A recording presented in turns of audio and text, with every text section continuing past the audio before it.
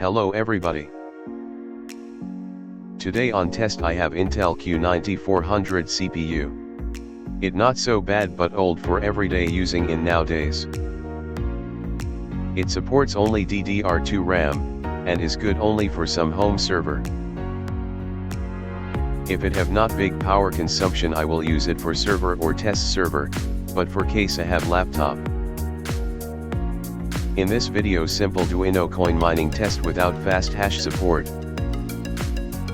Average mining speed is 1.56 megahash per second. Thank you for your attention. Press like, subscribe and write comments, maybe I got device, on that you want to test.